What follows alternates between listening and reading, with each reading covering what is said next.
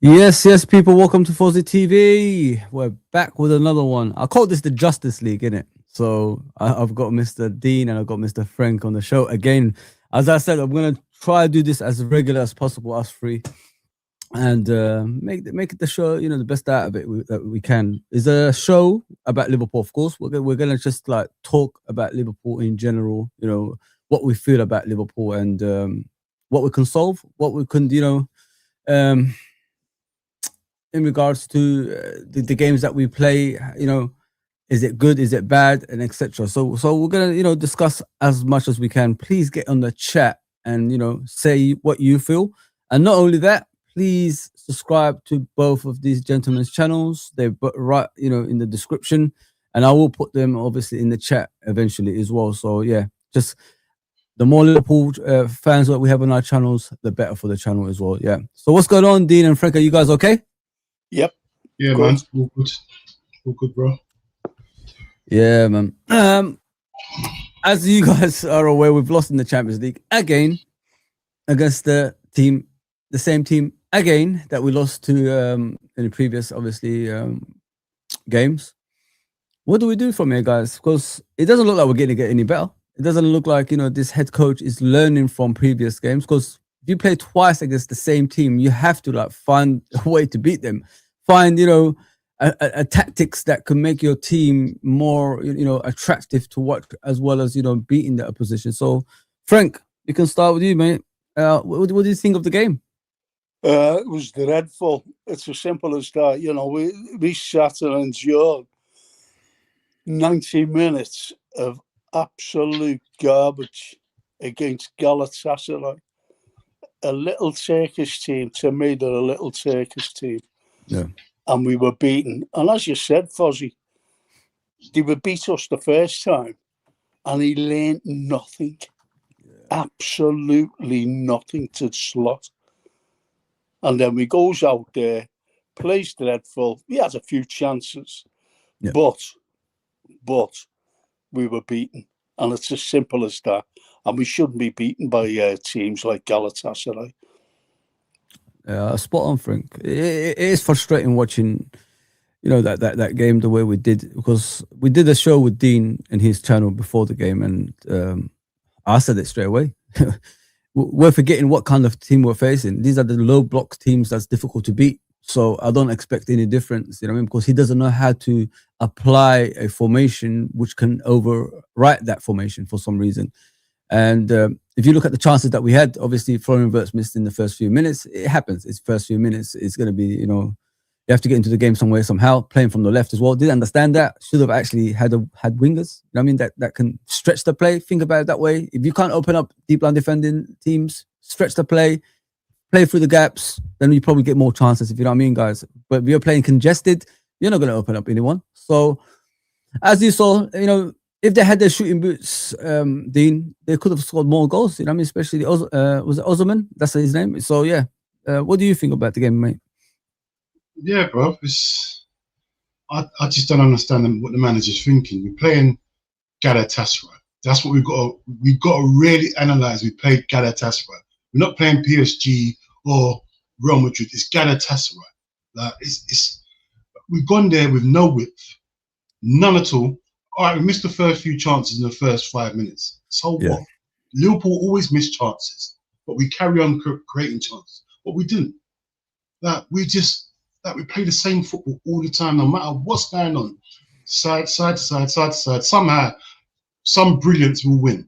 He's relying on brilliance. No tactics, nothing. Just individual brilliance. And when the individuals are not turning up, you can't rely on individuals. You got to rely on your tactics working, and he's got no tactics. Like, you played this team already. You've played this team already. You played in this arena already. You got to shut that crowd up. First thing you do, get a good start, shut the crowd up, because that will affect the players. How the crowd are going on.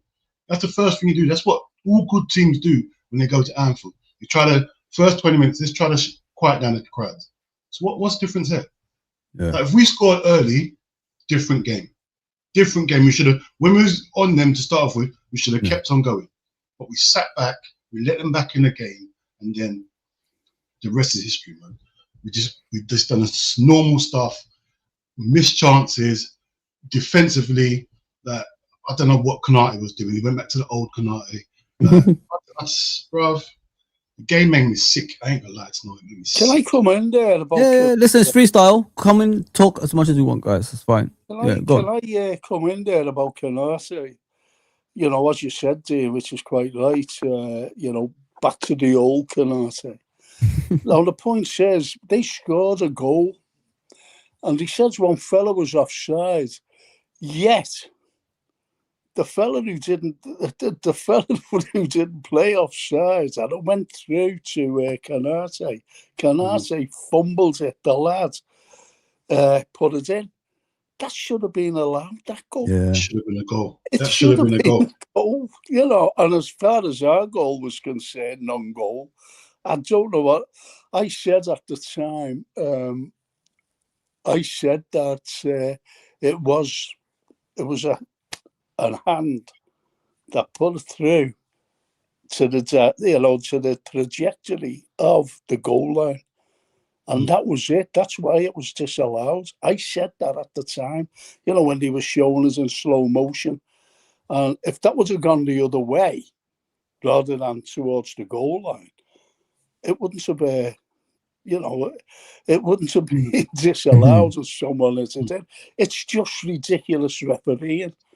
But we've just still been beaten anyway, no matter how you look at it. You know, whether their goal and our goal would have been allowed. So we would have been beaten anyway by, you know, an average European side. We're supposed to be the elite. This is what gets me. Mm-hmm. We're supposed to be one of the elites of Europe. And we goes and gets beat by this lot. And this is what I can't figure out.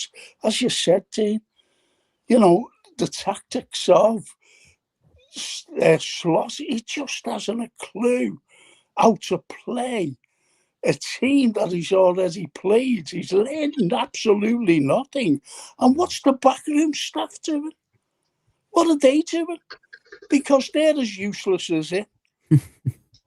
That's the way I look at it. Yeah, spot on. It's like, Kevin didn't go on, bro. No, go on. No. They used to, like Frank said, what are actually the backroom staff there for? Because if I'm in charge of this team, I want my backroom staff to be honest with me. Like, that's the only way we can go forward. I don't know yes men. I want them to say, you know what, this ain't working. Like, I've run a team with my mate here, and if something ain't working, I'll tell him, look, we need to do this. We'll have a little disagreement, whatever. But every decision we make is for the team. It's not about personal pride or nothing like that. It's about the team. Always the team first. But it feels like he's so stubborn in his ways. Like, I knew when I saw Gakpo not start, I knew Rio wasn't going to come off the bench. How can I know that? How can I know that? Why should I know if Gakpo don't start, he'll come off the bench, not Rio? Yeah. Like, Rio played last game. It was brilliant. And then he gets no minutes when we're trying to chase a game. I just don't understand why no one ain't telling him, bro, play Rio. Put him on. At least bring him on. No, you bring on Gakpo, you're going to see the same outcome with Gakpo every game. But you say to yourself, you know what, maybe he might do something different. No, the same stuff. So why? It's getting to a point now. It's done. Like, we've seen everything the manager can do. We've seen every tactic, every tweak, every change he can do, and it's not working. And the thing is, I'll give him his credit. He's tried to change things, but it don't work. So to me, that's it then. What else can he do? He's got to go. That's it. But he's been doing it since last year. Yeah. He's been doing it since last season. Yeah, it was. And it hasn't worked, as you said, Dean. It's not working, whatever he's trying to do. And it's reflecting on the players because they don't know what they're doing half of the time. Yeah. And as you mentioned as well, Dean, at the beginning of the game, Wirtz, they were two sitters now.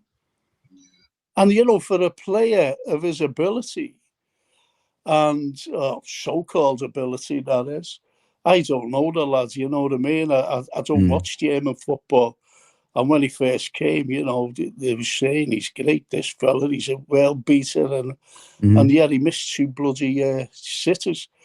Then again, you know, I'm not putting it all down to Vert. I'm really not, but he should have put at least one of them away, which would have, as you said, Dean, it would have been a different game if you know, we would have scored within that 4 minutes. Yeah, I agree. But there's let me no just read this. There's no excuse for us to let in a set piece goal that has that they scored. That I know we missed the first 2 chances, but still, to let that go in was disgraceful. A free header in the box. 2 touches it was. Disgraceful.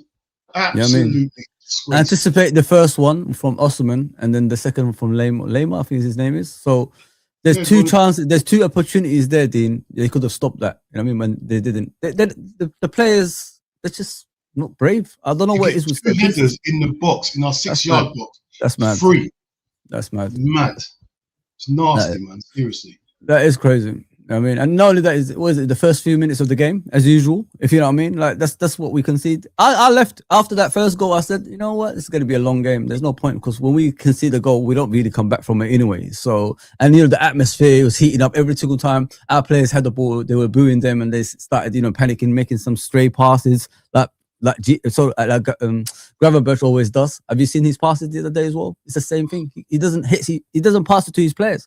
He overhits the ball. They get the ball, they counter attack. It's just the same. It's the same kind of play.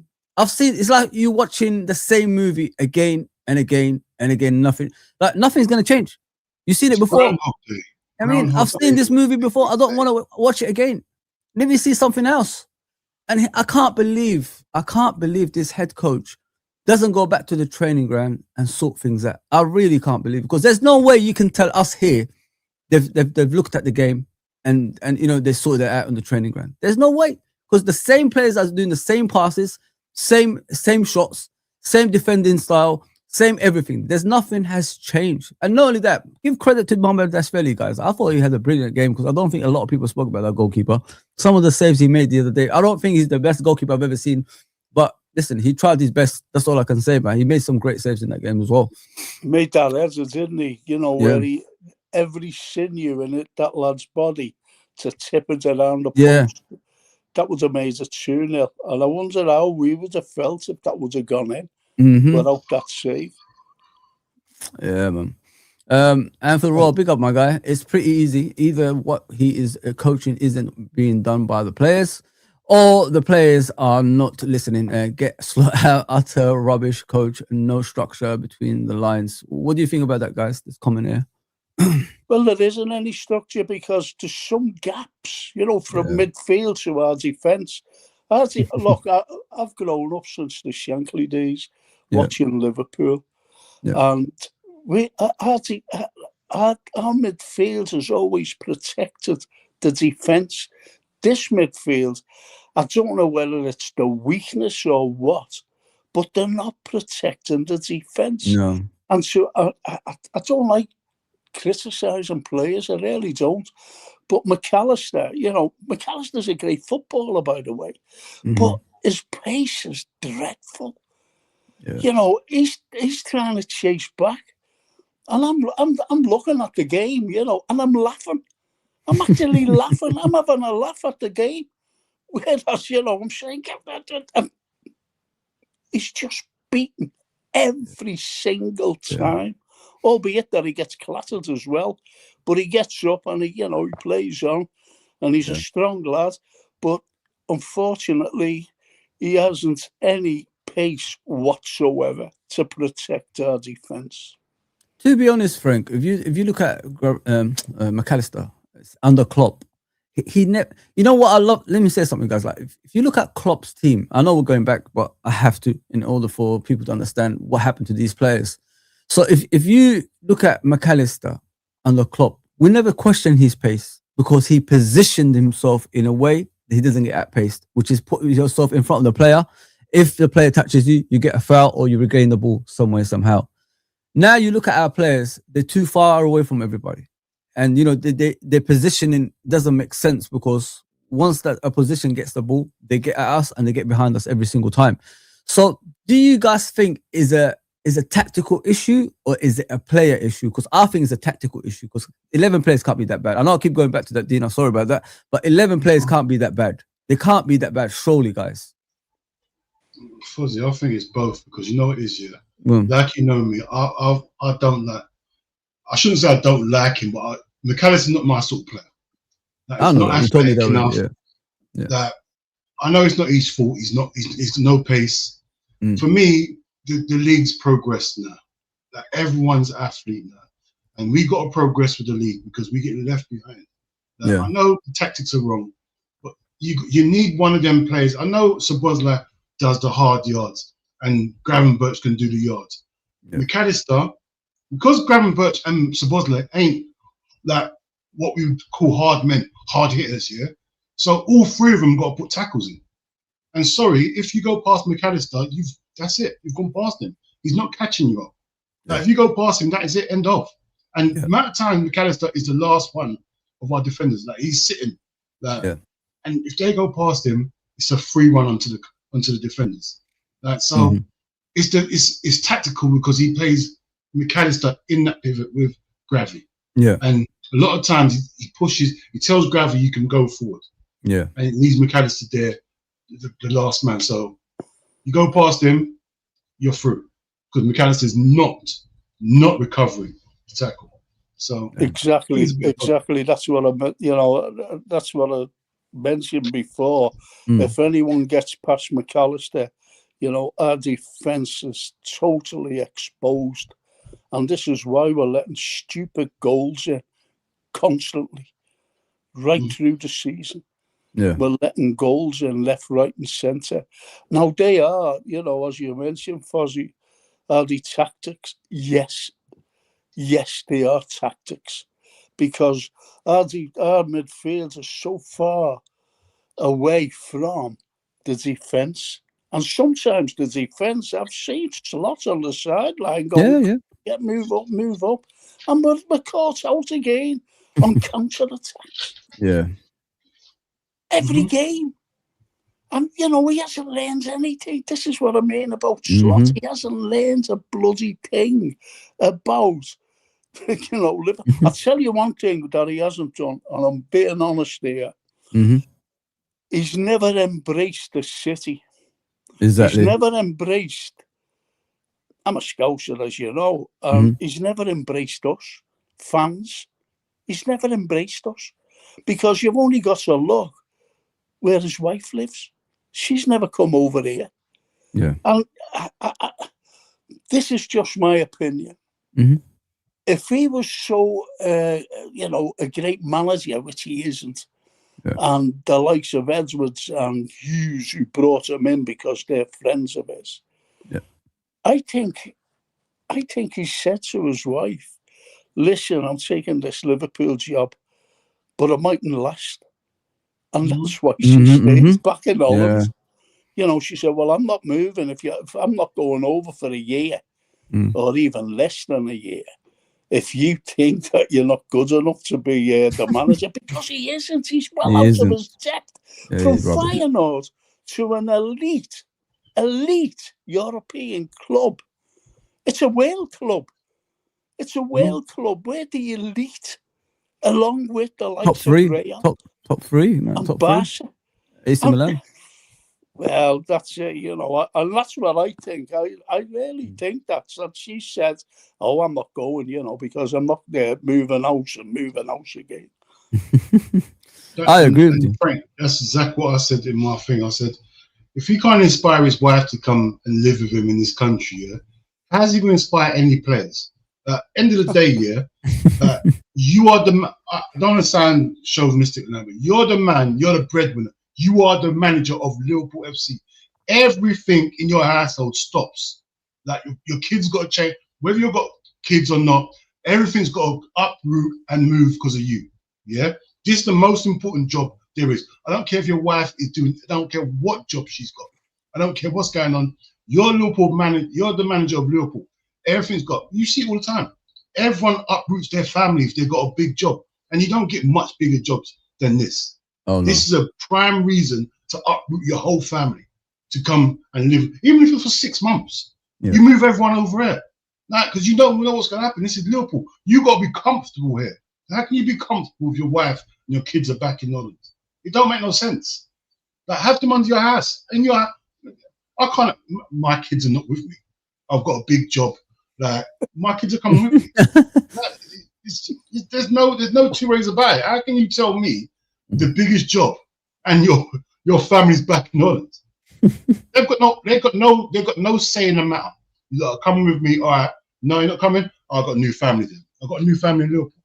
That's what I'm doing. Start a new family then. That's it. You know, I've always thought that, because even when I found out, when he first came, and I said, well, why isn't his family coming? His wife and family. That's why. Remember when we lost 3 games on the trot, and he went over to Dubai? Well, he brought her on holiday.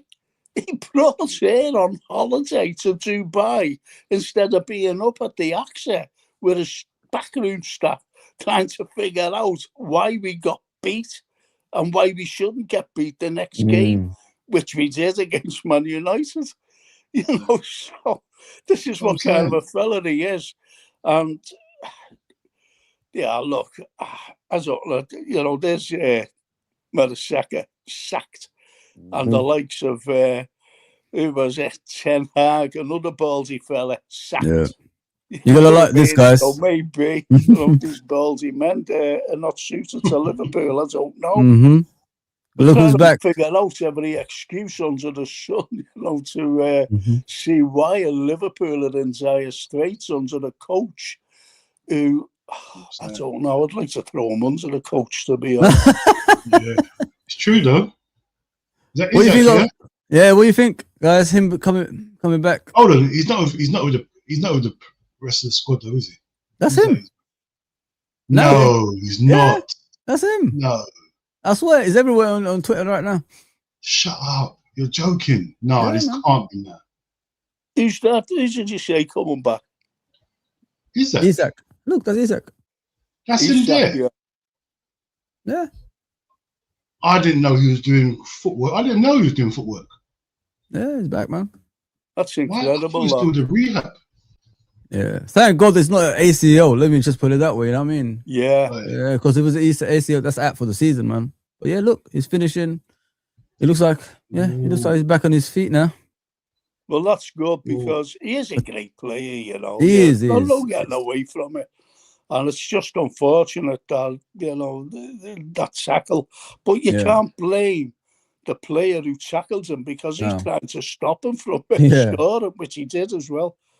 It wasn't a dirty tackle, you know. People were saying that it was no, it wasn't. It was just a fully fledged defensive tackle. Yeah.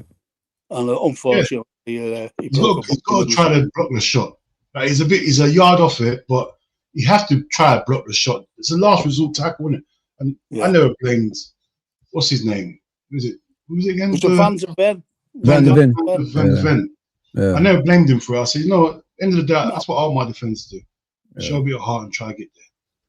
It's unfortunate. What I like about this is his moving and his mobility looks good, doesn't it, guys? Like, when you look at him, like. Yeah. Fozi, you know, I'd like to ask you and Dean, what's your take on, you know, when they had a little sit-down meeting, remember a few weeks ago? Yeah. Now, that's never been known at Liverpool Football Club, ever. And then the next, we've got an agenda. This is my opinion. We have an agenda by other players, you know, some like ex-players, who were saying, oh, well, you know, the fans are saying on them, which is unfair. What's your take on that particular sit-down? And also why some players are saying it's unfair that the fans have turned on? I'm only talking about some players, ex-players, that they've turned on Slot. You take that. I think it's a agenda driven. At the end of the day, we all got eyes. Like, we can see what's going on. All of us, because we got no ties. I don't know about you, but I've got no ties to the club. So if I can say what I want, there's no one can say to me, oh, you know what, you're speaking, so you know what, you've got no access to doing interviews or nothing like that. So I can say what I want. Certain ex-players can't say what they're going to say. They can't say the truth because you know what, they've been given things to say, so they don't upset the apple cart. Because they got, you know, certain people got privileges. They get the first interview, they get the questions in the interview, so they can't say exactly what they want to say. But we all got eyes. Like, I don't see me certain ex-players I don't listen to because I know that's not the truth. Yeah, I can't listen to things. They know more about football than me. I hope to think so. They know more about football than me. So what I'm seeing is not a lie. My eyes are not lying to me. So don't go on here and tell me that we should stick down the manager. The manager, no. We're not used to seeing this. We're not used to spending 408 whatever million and then going from top to sixth. We're not used to this. We're not used to having no ideas every game. At least when we're losing, show me something. yeah. Show me some glimmer where I can say to myself, you know what, cool, we lost that game, but I can see what he's trying to do. But we lose the games the same way every game. Yes, with no hope, no ideas. So no one can't tell me nothing about this manager because I'm watching it. I'm not reading it with braille. I'm watching it with my eyes. You get me? So you can't screw what I'm seeing. So yeah, man. Some of these players have been. So what is an agenda? Scripts. What is an agenda? What you're saying, because I think it's an agenda by these ex-players to tell you, me, Fozi, and every other, even the comments on here, you know, the lads who are commenting, everyone to say, listen, give him a chance because he's trying his best. Can I swear? Yeah, of course you can, man. Yeah, we'll pass the first 5 minutes. It's fine. Yeah. I know a player, Jan Mulby, I know him well, and he's not. He calls him out. He calls him out. You see what I mean? Yeah. And the likes of John Aldridge, you know, he knows more or less that he's a useless manager as well. Yeah. And he's called him out. So, you know, you do have stalwarts.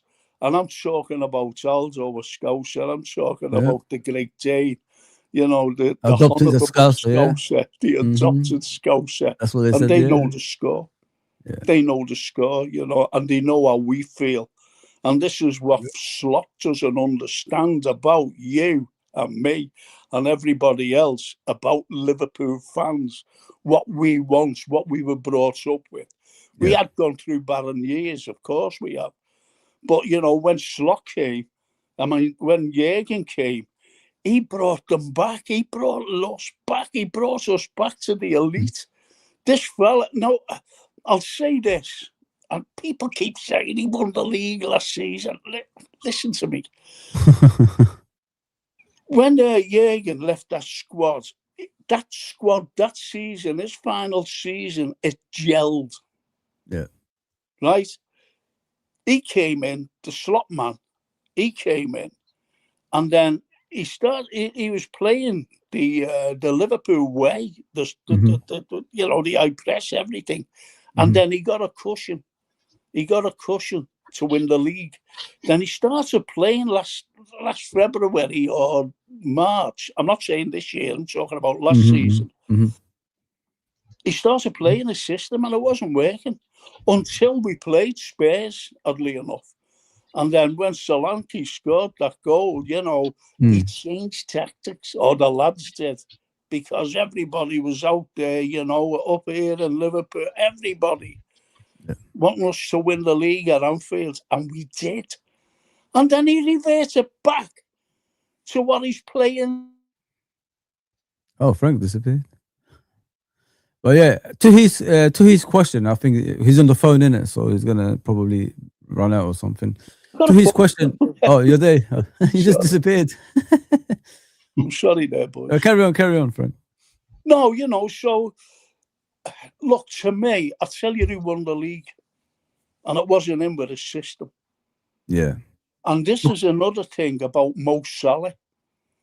A world-class player all of a sudden has diminished. He's diminished. Yes. And it was he who won us the league.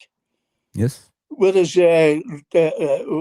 records, Premiership assists. Don't forget, assists, they're goals. Yeah. Right? And his golden boot. Without Mo Salah, there's no way that he would have won the league. Yeah. But you've got to look at the way, Mo Salah is playing this season. So I just can't make it out how he's gone from being an elite, world-class player into something that's before our eyes. It's just sad. It's just so sad the way people don't even look is. at it.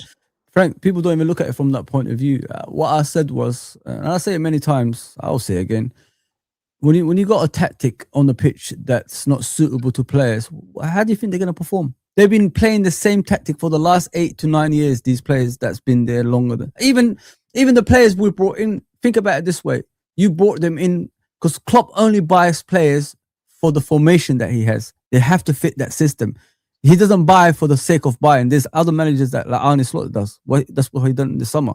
Don't get me wrong. I love the signings we made, but you have to transform the team into, what you want it to be eventually. But he done it too early. But yeah, let me go back to Klopp. Why did he buy McAllister? He said because he reminds him of Gundogan. Remember? That's what he said. Yeah. Gundogan at Dortmund. That's what he had. He had similar player like that who could keep possession, win the ball back, and pass it forward and create chances for the other players. So it's not all about the running because he's already got a DM there that can do the work. So he couldn't buy the DM that he wanted, like Caicedo, which would have been perfect for Liverpool, by the way. If we got that guy, we would be lethal in this league. I'm telling you. But we ended up with Endo. So he played Endo in that position. Let the likes of McAllister and Szoboszlai express themselves. That season, we should have won the league. Don't get me wrong, because we was top majority of it. I think people forget that until Klopp said he's leaving. You know what I mean? He's done it in the wrong time, in my opinion.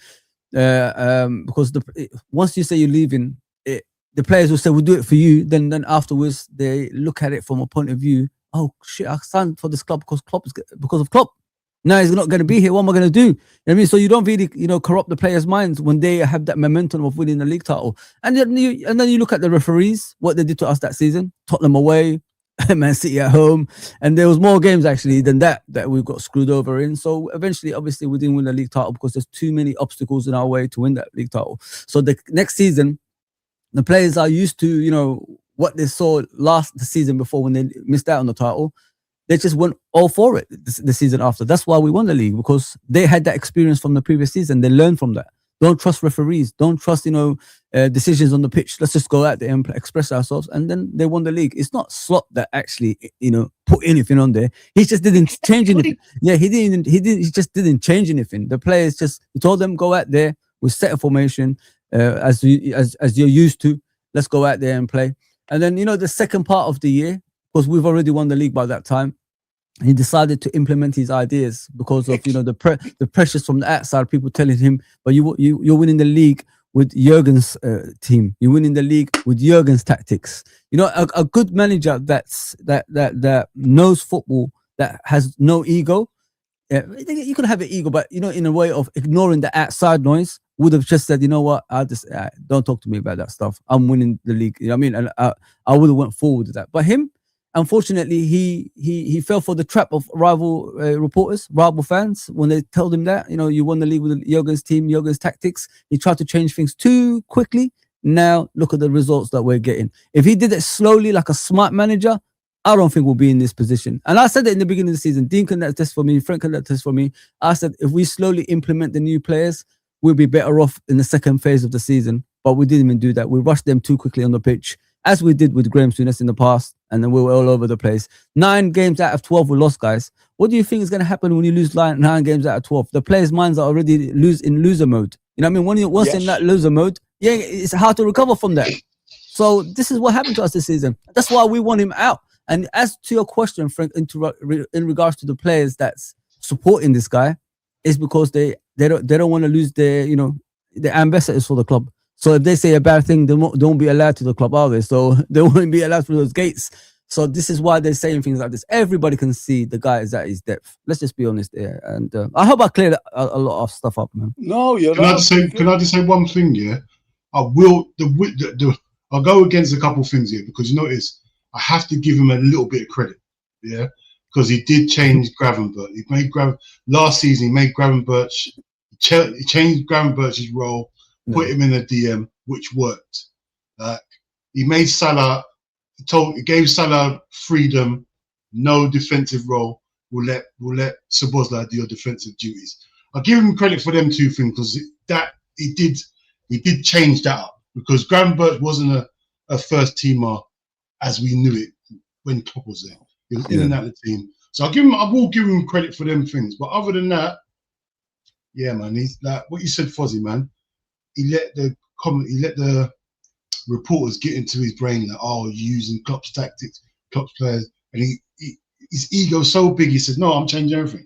Yeah. So what? Like, what did you see Pep change when they're saying, using Cruyff's tactics? He didn't see Pep change. Pep said, "No, I'm going to master this." That's what Pep done. I'll master the Cruyff football. That's what I'm going to do. You get me? But this guy, he could have done the same thing. He said, "Yeah, it is Klopp tactics, but you know what? Guess what? I'm winning stuff straight away."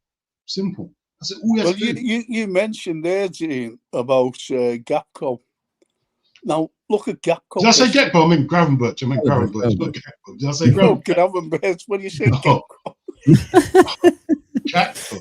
I've got nothing to say. No chance, man. No chance with that one. But you've only got to look at Gravenberch, even.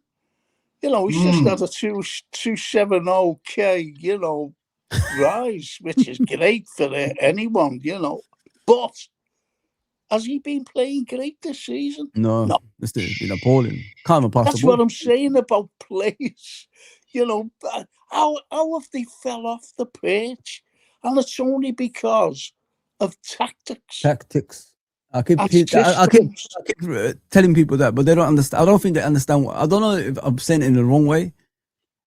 How are you? That many players can't be that bad. Wrong way. Yeah, that many players can't be that bad unless it's tactics. It's got to be. They're not making off the ball runs. They're not making runs behind the defense. They're not passing to each other in a correct way. There's no 1-2s in this team. Has anyone seen a 1-2 and a goal? When was the last time we actually scored a great goal from open play? You know what I mean? Because I can't remember. That's how bad things have got. No. I think we haven't. When you come to think of it, about open play, and I don't know whether you know any coinage, right? I'm going back to the old days, before decimal. We love that, Frank. We love that, Frank. And there was a threepenny bit, right? And a threepenny bit had all angles on it. Yeah. And I think Ekatike has a threepenny bit head. I really do. He's a lovely, but he's fell off the thing, hasn't he, as well? Yeah. So their tactics. He started off brilliant, and then he has a lean spell. Then he came back again, and then he's another lean spell with the lads, And I like Ekatike. I like them all, to be honest. I like all the signings. I don't mind them. And I think when we bought in the summer, they've gone, right, this is it, we're just going to carry on. And I hate the word transition because there's another little excuse coming in. Transition. Have you noticed? Mm-hmm. And we shouldn't be in transition with great plays, the likes of it. I like Kirkes because Kirkes gets stuck in. Yes, sir. The unfortunate thing is, people are picking on him. People are picking on him for some reason. And I think he gets stuck in, the lad. But he gives too many fouls away because he likes, when he was a child, he must have liked jumping on his dad's back as a horse because that's what he keeps doing, jumping on backs. But I like the lads, we get stuck in. That's tactical, isn't it? That's tactical, Frank, isn't it? Like, how is he always getting yellow cards? Why aren't you discussing things like that with him in the training ground? You know what I mean? Like, let's watch a video, what you do. Don't do that. You know what I mean? Get back a bit. Now, what I like about Kirkes, Frank and Dean, is he's not making the mistakes that he made in the beginning of the season. That's No. why I said, if you did that small, like slowly coming into the team, I don't think he would have been as bad as what he was in the beginning of the season. Now, what I like about him, he's learned from Robertson. I'm sure Robertson has taught him a few things, because his positioning now is in front of the player now. Like, behind the story, like if the player is running towards goal, he's always in front of him. So he can't outpace him. You don't see anyone outpacing Kirkes. Like in the beginning of the season, Madueke was destroying him on the right wing. You know what I mean? That time. So now, when I watch him, he's always positioning himself in the right areas, and he's always winning these battles, because you don't see anyone outpace him. Every single time in the beginning, everybody was outpacing him. Didn't care who it was. So he has learned a lot, that kid, and I like him because he. What do you say, Frank, in Liverpool? If you give 100%, we'll support you to the hill, right? That's the minimum. That's the minimum you could give a player, right? That's all you ask for. Give us 100%. Don't matter like what kind of a player you are, we'll support you to the hill. Yeah, well, there's a lot of players. It's like an ordinary life, Fozi. If you show a respect to somebody, they show you respect back. Yes. And that's just in ordinary life. If you give 100% on a football pitch, you'll get all the support that you can get, that you can muster. You really will, especially up here, especially with our team. I was looking at something today, and this fella said, I'm a Manchester United fan, and you should give Slot, time, because he did win us the league last season. And you know why he's been saying this? He's the tenor coming. Yeah. And I would have loved to. I don't comment, and I would have loved to have comments and said, "Is that the same with about Ten Hag?" Yeah. And Ollie at the wheel, he's about screaming to get out. Ollie at the wheel, yeah. Let me just read the comments, guys. So give the chat a chance. Have a rest from this, and then we discuss something else I brought up for you guys. What's happening? What is happening? So whatever is happening with the backroom staff, it seems the coaching is not getting through to the team. Do you guys agree with this? Like, absolutely, in regards to the backroom staff and the coaching, because in normal circumstances with coaches, if things are reoccurring itself on the pitch, you sort it out in the training ground. Do you think they do enough of that, guys? No, they don't do enough of that, because that's why we're still playing the same old, week in, week out. This is why we're having horrible results. Yeah. And no one's adhering to it. And the thing is, if you're getting things wrong in the pitch, you go to the training ground, you do it until you get it right. It gets boring. And then you think to yourself, let's just get it right, lads. Because you know what? We could be here all day. After defeat, you go in the training ground, you scrap everything you was going to do before. We're going to work on set pieces today until you get it right. We're not moving on to keep all the stuff you don't want to do. We're not moving on until we get this right. Someone's going to step up and make sure everyone gets it right. Because I remember when I played football, there's certain training drills I didn't want to do. So we better get it right. We better get it right, because I don't want to do this all day. It gets boring. So do it until it gets boring. It's simple. It's human nature. You'll get things right because you don't want to do it no more. Yeah. It's as simple as that, bro. And I don't think he's doing it in training where he makes it second nature to yourself. Do this training until you don't even think about it no more, and it's ingrained in you. Yeah. But, I agree.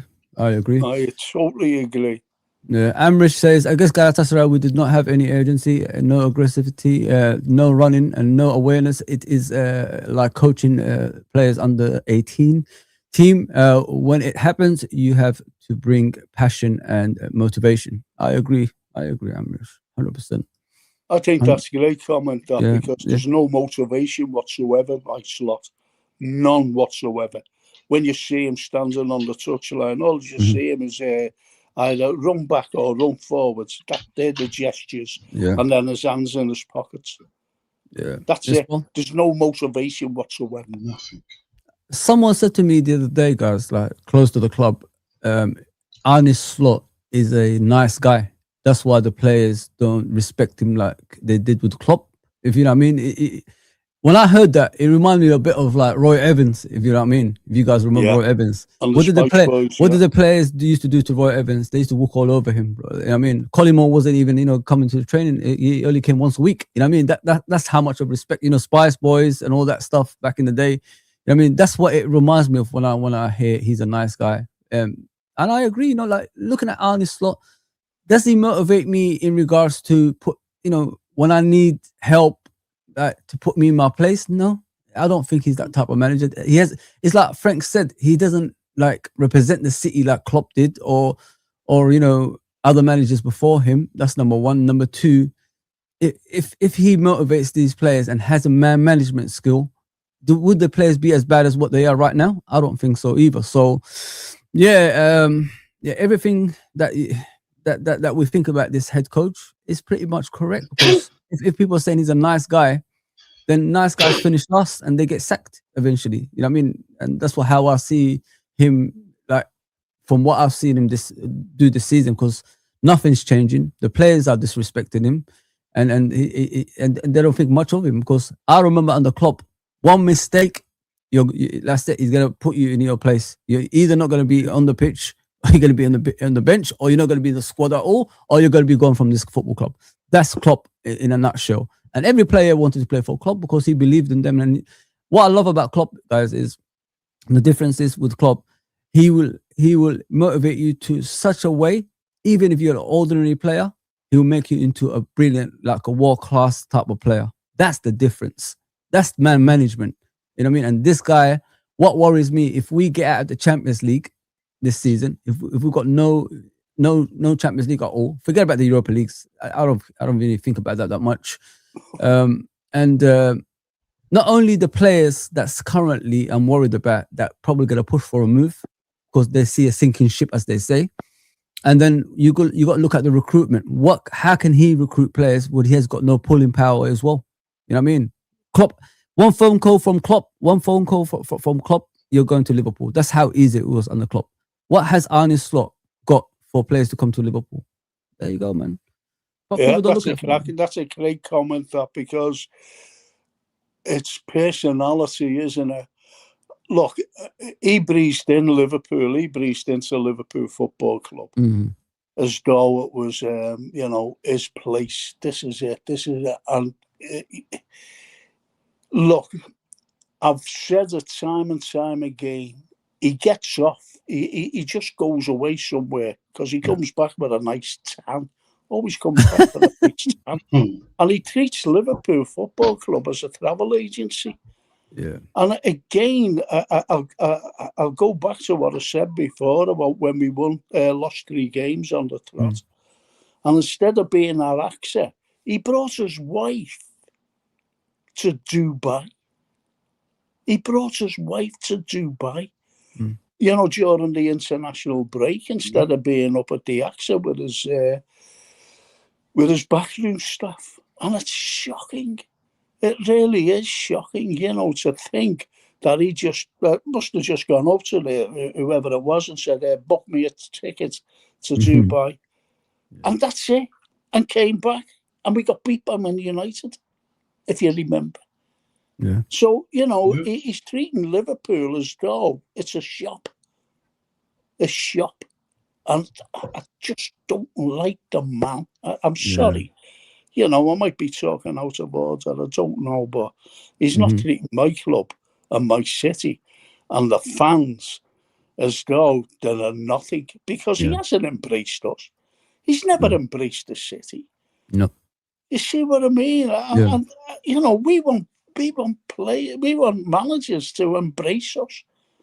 And he calls us whatever. You know, he has called us out.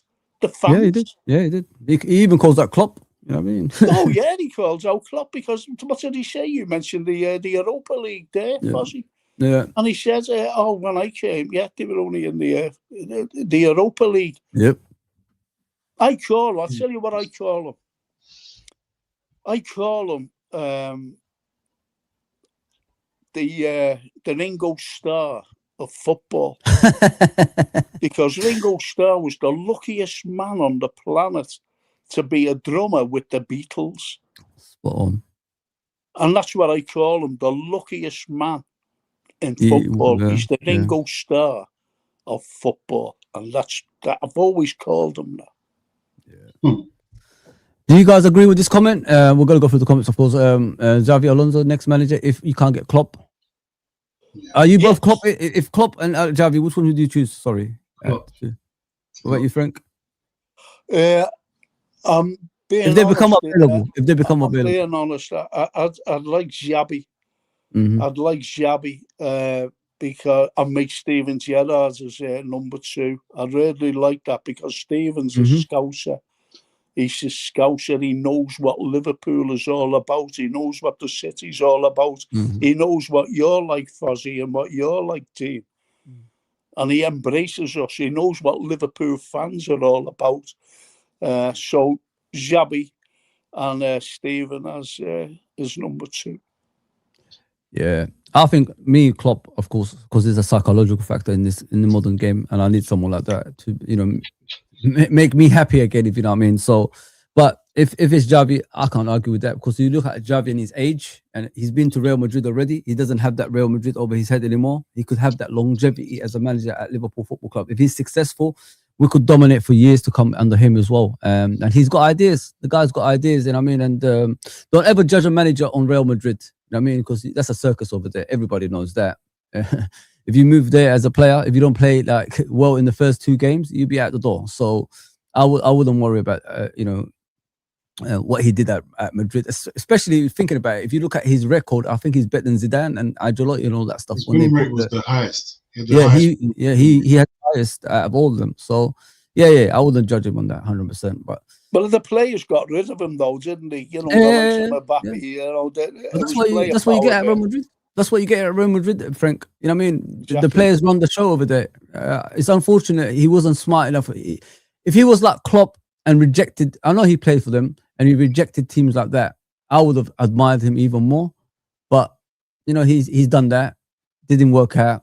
Now he could put, if he comes to Liverpool, he could put his full concentration. There's no bigger challenge than Liverpool anyway, man. So he could have the longevity, like I said. And imagine like he has that success. We could be dominating for the next 10 years, especially when Pep Guardiola told them, "Are you going to be here?" You know what I mean? They're going to leave the league and all that stuff. So that's your segue, to go and dominate. I'm not worried about Arteta, guys. Look at the football that he plays. That's not sustainable, what you see. You know what I mean? Eventually, once the set pieces get cut out, what can they do? You know what I mean? There's nothing they can do. So it is what it is, man. One question to you guys, yeah? Say he stays next. I know you guys don't like this. I know, Dean. I know, please. Frank. I know. Sorry, guys. Sorry, yeah. This is don't answer. This is to everybody in the chat as well, yeah. Say he stays next season, yeah. If things don't go right, how long are you going to keep him to? 10 games? I think 10 games is too much, but how many games would you give him in the beginning of the season to get it right? 5 max. Well, I'm being honest here, and I was talking to my daughter, and as you know, lads, as you know, Jane, as you know, Fozi, now, I go back to Shankly. I was at Wembley when I was 16 years of age when we won the FA Cup against Leeds, 65. Yeah. And anyway, I've gone right through from Shankly right up to this fella now. I went under a terrible chat with Roy Hodgson, and I call him the Northern Irishman after Hodgson, and there's a reason why. I won't mention his name. He's a horrible man. Anyway, right up to Jürgen, right up to this fella. And here's what I said to Francine, my daughter. I said, you know what? And it's only what Ornstein said, trying to, make the agenda, Dean, as we mentioned, getting people on the slot side, ex-players. I said, if he's manager next season, I will not watch one game. Not one game while he's... And I've watched more or less. I've been to more or less every... I've only ever missed 3 finals in my life. Yeah. And that includes Champions League, that includes Europa League as well, that includes FA Cup, everything.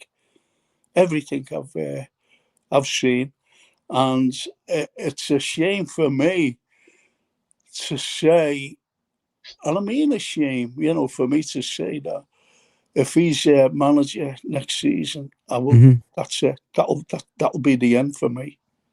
I will not watch Liverpool. You don't think anything's going to change? Like, I hope so. I hope everything changes. I hope by the time the season opens next August, I think me and Zane will be made up because with a new manager in place. Oh. Yeah. What about you, Dean? I know how you feel, but you could just let the guys know. I don't understand how, unless he wins the Champions League, I don't know how he could be here next season.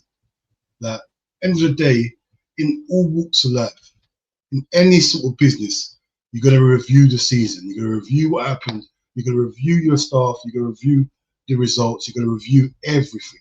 Yeah. After review, there's no way they can say, yeah, give him this season. Yeah. They can say, all right.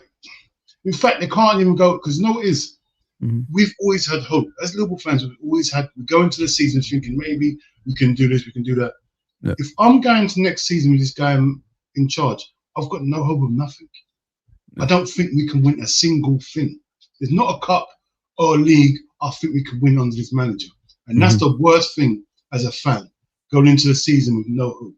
I'd rather have a 10 times worse manager than him, but I've got hope. I'd rather, at least I've got hope.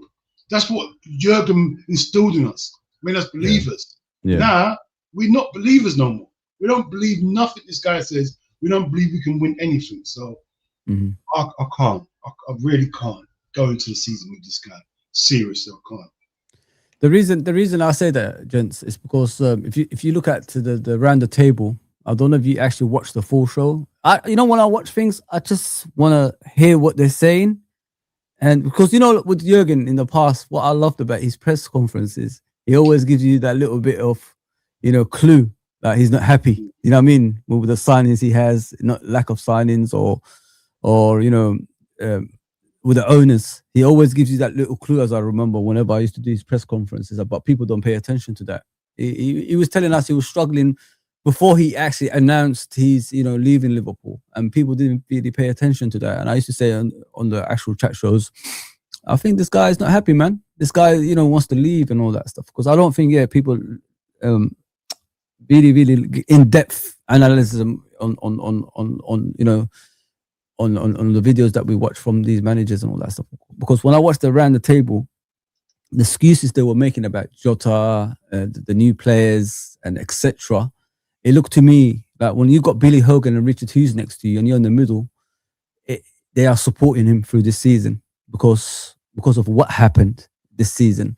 And they were making excuse after excuse in regards to, the bad form we're in and all that stuff. And they're willing to take a hit this season to solve it next season. Even if we get out of Europe, they don't care because they're willing to sort it out next season under this manager. And that was what worried me when I was listening to that. Just if you just went through it, just go back and listen carefully what they're saying, because that's how it sounded to me. I've never seen a head coach that does the same thing again and again and again if his job is under threat.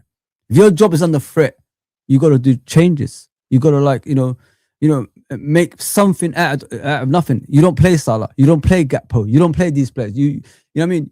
If he played Chiesa on the right and played Rio on the left, do you think people are going to turn on him? They say, you know what, mate, you're doing some changes. You're willing to, correct the mistakes that's happening on the pitch.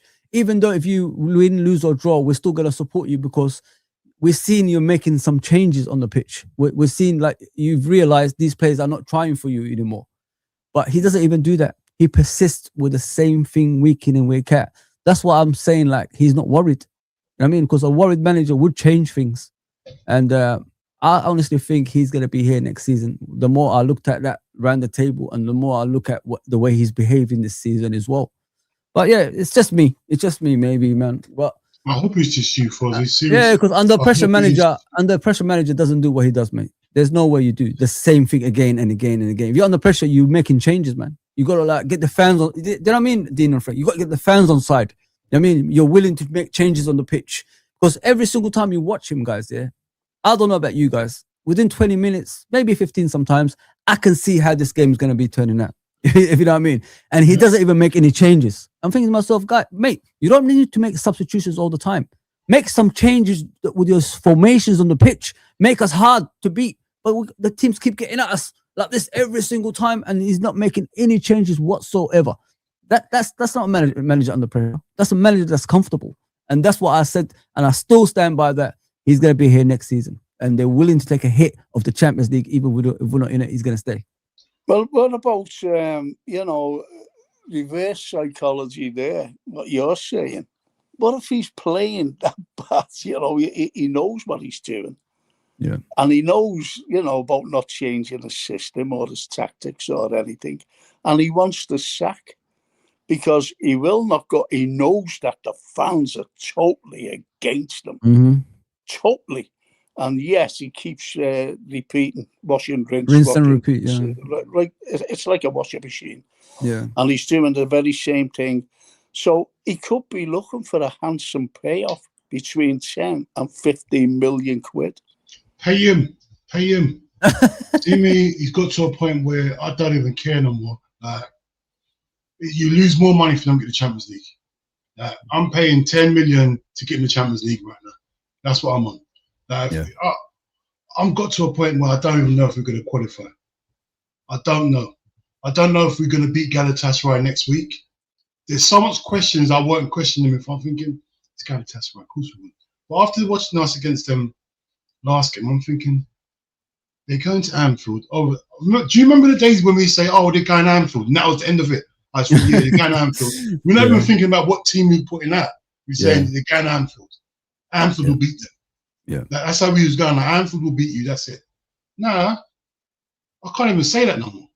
Nah, we don't know. None of the teams have turned up to Anfield and got the points or won the game. Yeah. Things that didn't used to happen. Nah, we can't even use Anfield as a fortress no more. Yeah. It's done. This man has just let everyone walk over us. It's crazy, man. Seriously. It's mad. Yeah, that's what I think anyway. I think he'll be here next season. The way they were talking, the way they were talking around that table just convinced me even further, man.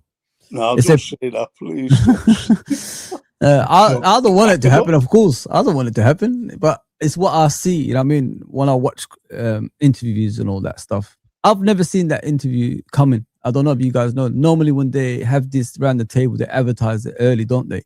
Yes. This one wasn't even advertised. It was just bam, straight in our face. You know what I mean? That's panic, though. That's panic, Fozi. Have you ever seen, as long as you've been watching Liverpool and Eugene, have you ever seen anything so stupid as that? Having around the table discussion about the manager, No, you've never seen it. And it's the first time. And look at as I mentioned before about buying all the players in the summer, great players. You see what I mean? And all this transition nonsense is absolute garbage. Problem is with them, and the problem with the hierarchy, that is the likes of Edwards and Hughes, the invisible man as Hughes. That's where the only time you'd ever seen him was on that bloody round table thing. Now, the point is, I think they're trying to save the jobs because what they came out with as well is, we're going to buy new players. They already bought the bloody players, and it's given us hope. As Dean said before, we haven't got any hope, and we don't have any hope. It really pisses me off talking about this person. You know what I mean? As I said, I just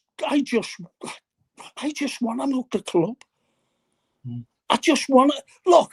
I've said this before, and I've said it numerous times on my own pods. He went out into the middle of a Feyenoord football pitch. Full, the ground was full. Games to go, and he turned around and said, I'm leaving for Liverpool Football Club at the end of the season. Yeah. What kind of a manager does that to his own fans? Disrespect that is. We question that. Disrespect. That's why he fucking respects us as fans. Yeah, that's I'm true. sorry. No, it's okay. It's okay. We passed the 5 minute mark. I think the YouTube gives you 5 minutes or something else. I don't know, 3 minutes or 5 minutes. One of them two. It's a lack of leadership. The inmates run the asylum, guys. Yeah, that's when the club goes in the other way. If you remember, like I said in the 90s, that's what happened to our football club. And 30 years later, we're trying to get the Premier League, and we got a great man like Jurgen that changed our mind, turned us to believers. That's what I worry about when I watch Liverpool right now. As I said earlier, like if you get at the Champions League and what kind of players you're gonna get? You're gonna get Lamberts, Balotellis, Benteke's, you know what I mean, Konchesky's, Paulson's, Kariakos. You know what I mean? That's the players we're gonna be getting. I'm telling you guys. Once everything goes south, it's impossible to recover from that. You know what I mean? Look at Man United. Look at them. Yes. Was it 2013 the last time they won the league? They're still going. Yeah. We're in 2026. They're still going. That can happen, mate. That's what I'm trying to tell you guys. Stop this disease before it spreads. And it's spreading fast at the moment. I'm hearing McAllister in the press conference says, I'll decide on my contract. What do you mean decide on your contract? You either sign or get the heck out of it. Get the heck out of here. You're like you're Maradona or something. Nah, man, I turned on him that day, man. I said, no, I ain't having that. Telling me I would decide on my contract. Who are you, bro? Get the heck. Listen, you either with us or against us. Get the heck out of here, man. Idiot. Do you think any players, if we don't qualify for we're not going to win the Champions League? Come on. Where's the team, Frank, in the Champions League? How are we going to beat the next one? Come on. Like, we've got to be serious here. Exactly. Now, the point is, if we don't qualify for the Champions League and we're going into the Europa League, do you think any of our players, top players, by the way, will want to move? And I'm talking about the likes of Szoboszlai. Of course. Why? Because he hasn't signed his contract, has he? Nope. No. They're still in talks, apparently. So, well, and Szoboszlai has, undoubtedly he's been our best player all season. And the likes of Wirtz, they was talking about him going back to Germany. Bayern Munich. Yeah, Bayern Munich. Bayern Munich don't need him. Seriously. So, you're right about, the likes of Konchesky and all these mad players who we seem to buy. Yeah. The likes of Ricky Lambert, the likes of Mario, Big Bad Mario. Benteke we're going to go back to those players, Frank. I'm telling you guys, Dean. I've got this feeling like, as I said, if the manager hasn't got pulling power and the club loses its way, the only way is players leaving for these other teams. And Real Madrid guys, they always sniff around Liverpool. Not Arsenal, not Man City, not Chelsea, not Man United. Always around Liverpool players for some reason. Arsenal's doing well, bro. Go to Arsenal. I mean, they're going to probably win the league this season. Go get their players. Go get Rice. Arsenal's tied their players down already. They've tied their players How can they do that, though, Dean, and we can't? How can they do that, Dean, and we can't? We're the champions. People forget we're the current champions. I don't know why we don't do it. Arsenal, all their main characters are signed down to long-term contracts. Our players, last 2 years, that we're trying to sort things out now. That I could do every year. I don't know what is going on.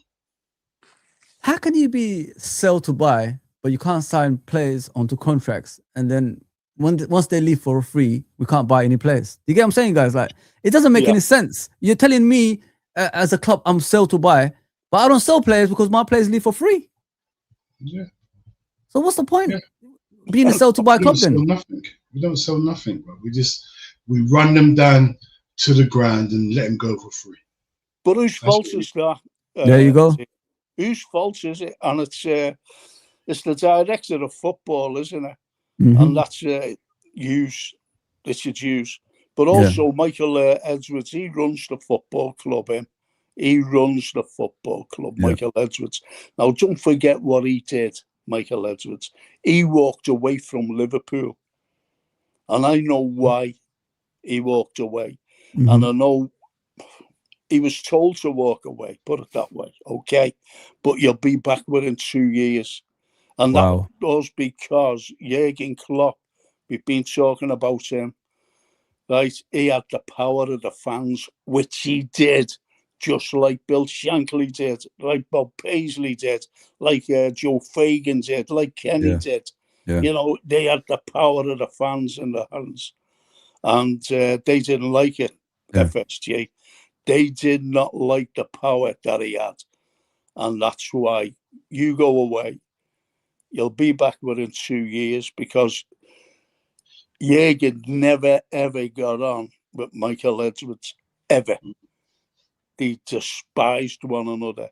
And as soon as he came back through that door, Jurgen was finished. Did you notice at the, you know, when he was being presented with all these like stupid trinkets that FSG were giving him? No. I'm talking about Jurgen. Ula, I was there. Ula, his wife, turned her back on it and was locking up the main stand. Wow. Because he went down to Jurgen went down, you know, they lined up to her to bring her up to that little podium on the ground.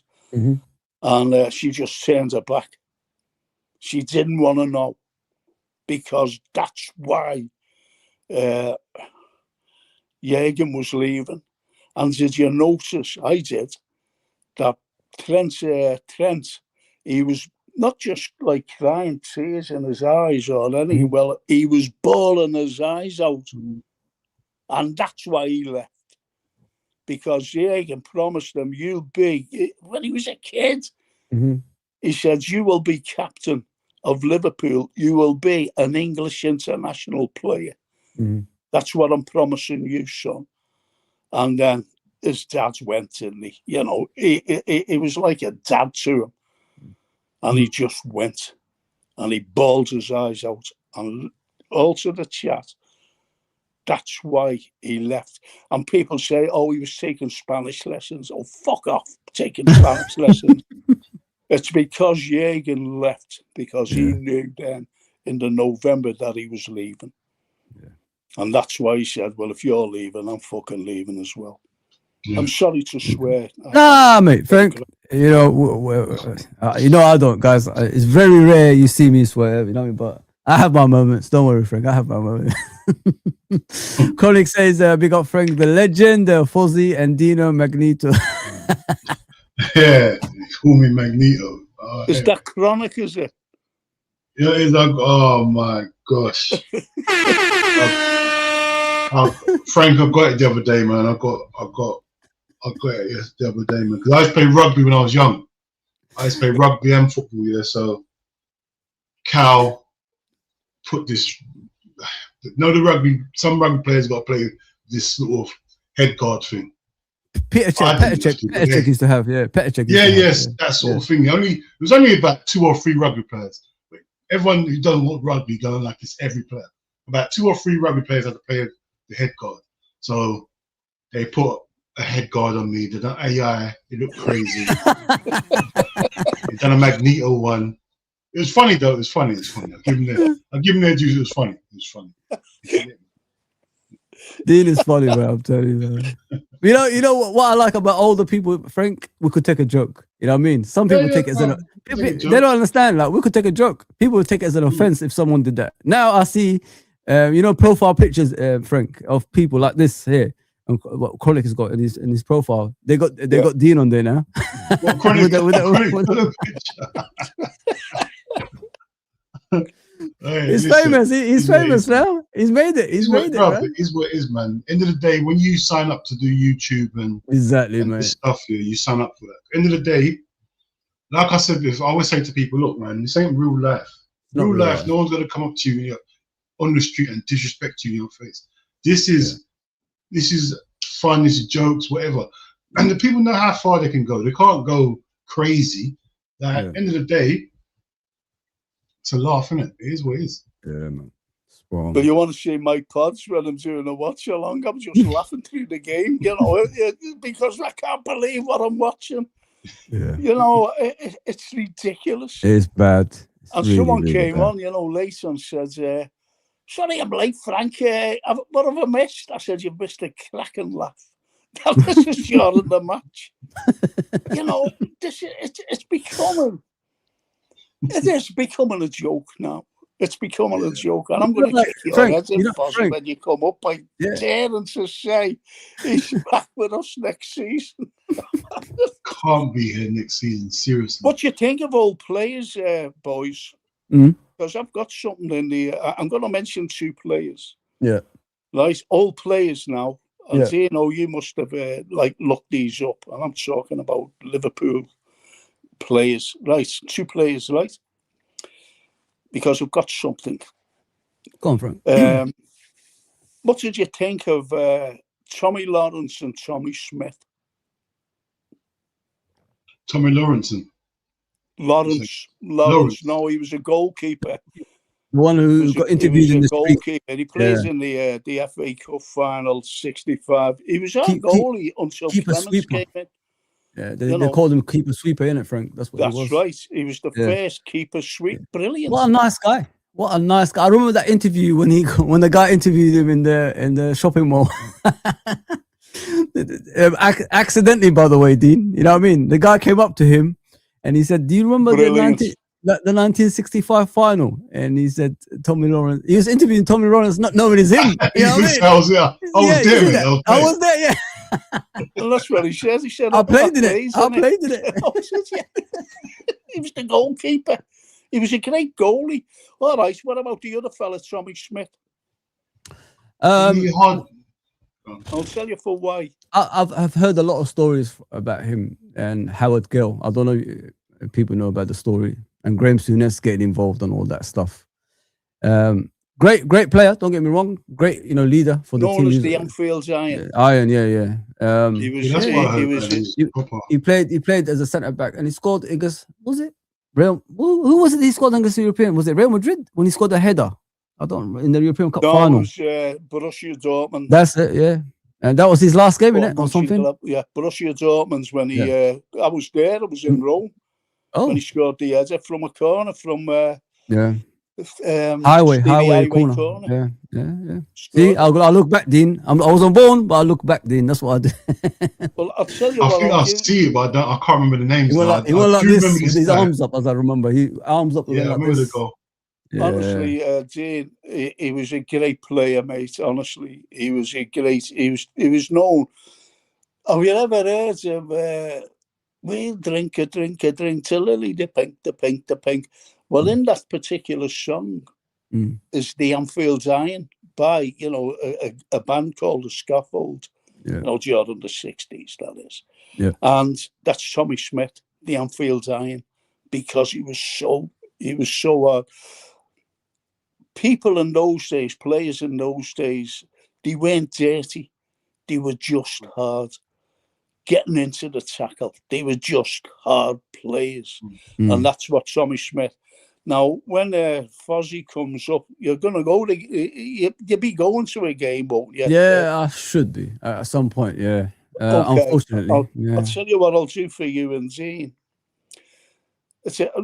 Next time I'm on or whatever, and next time I see you, when you come on mine, I used to do nights for Liverpool players, ex-players, because they were skint. They used to have to buy their own tickets, under that. Did you know that? So I started Scouts nights, and they were so successful. Yeah. And what I've got in my home here, I did one for St. John. St. John became a friend of mine, like Jan Mulby, so this Lawler, did them all, Willie Stevo. Now, when you come up, Fozi, do you come up to the Anfield, Dean? I haven't been for ages. Last time I was there. No, it's okay. I'll tell you for why, because I know Fozi will be coming up. And you know where I live now, Fozi? Yeah. And when you come, I'll give you autographs. They actually signed, Tommy Lawrence and Tommy Smith. The night out, I said, how will you sign them? And I've got 2 there, and I'll give one to you. And so you can give one to Dino. Appreciate that, Frank.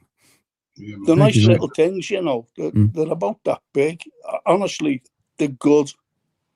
So I'll give you them. You know, it's only as a memento of Nice. Yeah, I'm a past collector. You know Liverpool what I mean? players. That's all. Yeah.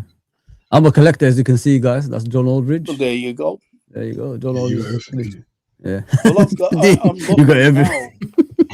now. I'm looking now at my. You don't hold back, do you? Yeah, you Well, got me and everything. Kenny Dalglish. I know love Kenny, that. you know, by the way. You know Kenny, yeah? Me and him. He knows all of them, bro. Frank, who do you have in your channel normally? The last Shankly boy. What's his name? Oh, sorry, Frank. I forgot his name. Oh, Say that again. Who was the last Shankly boy? I bought his book. Shankly boy, Mr. Scott. That's it. That's it. I follow him on Twitter. I forgot. I cannot figure. I did a stream with him. How's he doing, Frank? How's he doing? Because I haven't seen him since last time I did a stream with you. For a while. Is he okay? Yeah, he's okay, I suppose. You know, I haven't seen Scotty for a while, but yeah, you know, the lost Shankly boy.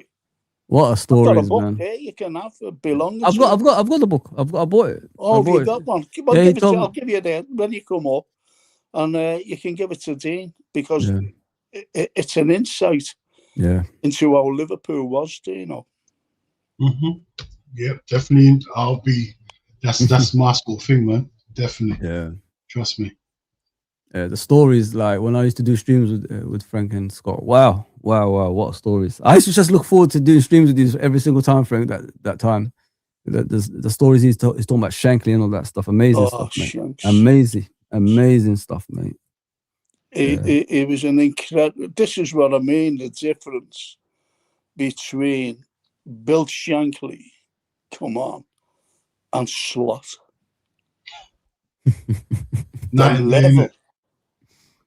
The level is incredible. Yeah. It's an abyss. It's an absolute abyss between the Shanks and Slot. Yeah. You know, because he embraced everything, Liverpool.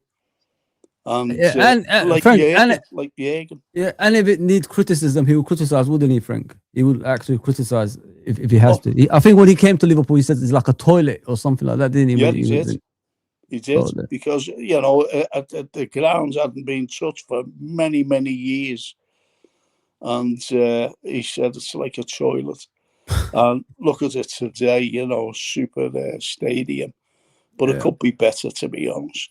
I don't like where the Annie Road is, the Annie Road stand. Yeah. They've got two big corners. What are them corners for? Why didn't he just round them off? Absolutely ridiculous. Yeah. And made, you know, there were quite a few thousand extra seats in those corners. But the way it is, I can't be telling them. Guys, it's been a brilliant stream, honestly. We could go on for hours. I know Dean has to go in a minute, but we're going to obviously end it here because I'm going to save some more for the next one. So it's going to be a regular one. If it's okay with you guys, like I said last time we was doing it, it's going to be a regular thing every week if you guys are up for it around like this time, 2 o'clock. Yeah? Will it be on the same day, like today? Yeah. Friday or whatever. Yeah, okay. No, I'll ask beforehand. I'll ask beforehand, Frank. I'll ask beforehand. Like, no problem. If you guys are free and all that stuff, guys. I just want to get into me. I said to Jason, he's my producer, and I said to him this morning, I said, "Is there any way that you can get me on my computer because I'm on my phone?" Yeah, and I'd rather sit in my studio. And I'm useless at IT, boys. Absolutely useless. But the next time you're having me on, that'll all be sorted. Frank, like, listen, if you want help from me, if you can't, just let me know. I can do that, man. It's no bother for me. Okay. No bother for me, mate. Guys, please subscribe to these two gentlemen here, Dean Famzone and Mr. Frank Carlisle. Their channels are in the description down below. Please go and subscribe to them. I hope you enjoyed the show. Sorry about, not looking at all the chat. When the conversation is flowing beautifully, I can't really interrupt these two gentlemen, of course. And there's more to come.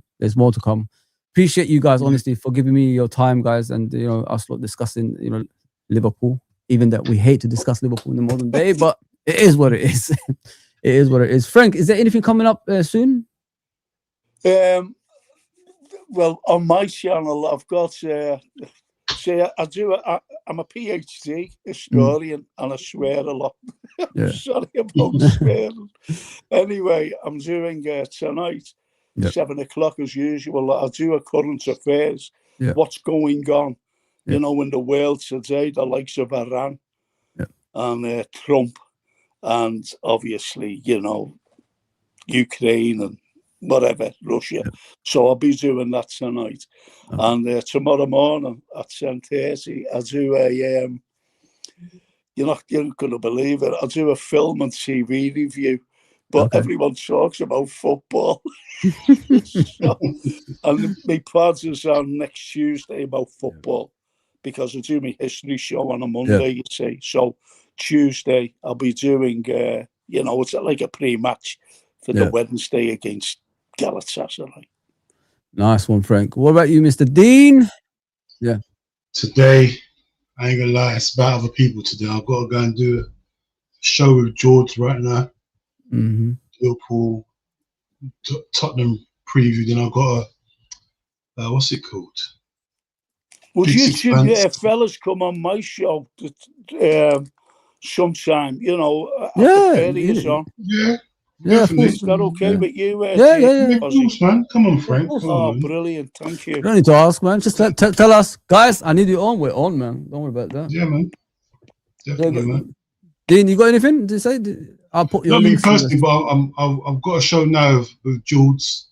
What's it on his channel? Then I've got to go Big Six Bands.